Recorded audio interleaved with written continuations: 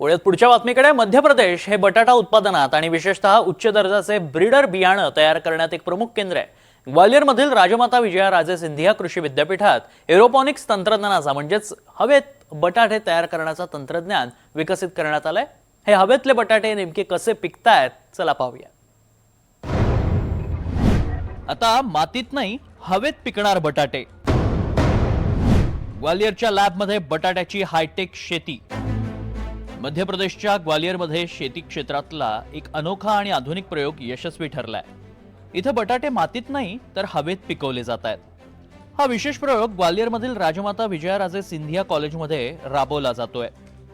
इथे एरोपॉनिक्स लॅबमध्ये बटाट्यांचं उत्पादन घेतलं जात आहे। तब्बल 20 प्रकारचे बटाटे इथे पिकवले जात आहेत। या बियाणांची गुणवत्ता उच्च प्रतीची आहे। त्यावर कोणत्याही प्रकारचे रोग नाहीत। 50 ते 55 दिवसात बटाट्याची निर्मिती होते। या बटाट्यात शुगरची मात्रा कमी आहे, त्यामुळे डायबिटीज असलेले रुग्णही हे बटाटे खाऊ शकतील। इसमें बेसिकली हम लोग सबसे पहले क्या करते हैं, एक आलू से मेरिस्टम कल्चर करने के बाद हम लोग लैब में प्लांट को तैयार करते हैं। इसके बाद लगभग 25 से 30 दिन में प्लांट तैयार हो जाता है। उसके बाद हम लोग उसकी हार्डनिंग करते हैं। हार्डनिंग क्यों करते हैं? क्योंकि वो बाहर के वातावरण के लिए अनुकूलित हो जाए। उसके बाद हम लोग इसको ट्रांसफर करते हैं एरोपोनिक्स यूनिट में। एरोपोनिक्स यूनिट में ट्रांसफर करने के बाद लगभग 3 दिन में रूट इनिशिएशन हो जाता है। रूट इनिशिएशन के बाद लगभग 40 से 45 दिन में ट्यूबर का फॉर्मेशन होने लगता है, इनिशिएट हो जाता है। हम लोग 55 से 60 दिन के भीतर ट्यूबर को हार्वेस्ट पिक करना स्टार्ट कर देते हैं।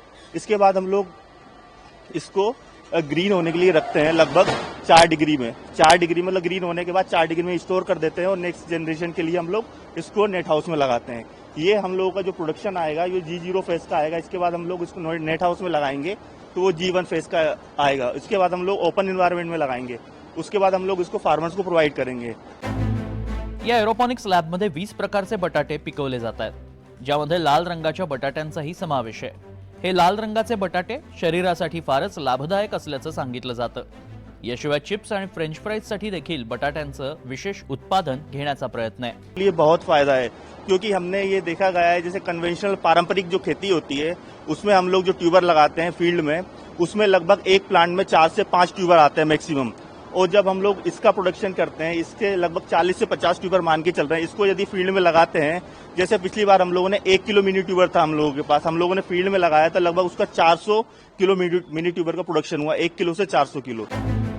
आधुनिक पद्धतीने पिकवलेले हे बटाटे शेतकऱ्यांसाठी फायद्याचे ठरू शकतात असा विश्वास संशोधकांनी व्यक्त केलाय। हे बटाटे पूर्णपणे रोगराई मुक्त आहेत।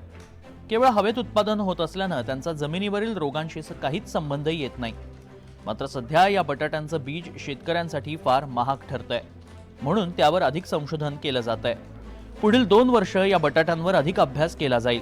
मात्र या पुढील काही वर्षात बटाटे जमिनीत नाही तर हवेत पिकवतात असं आपण ठामपणे नक्कीच सांगू शकू। Bureau report, NDTV Marathi.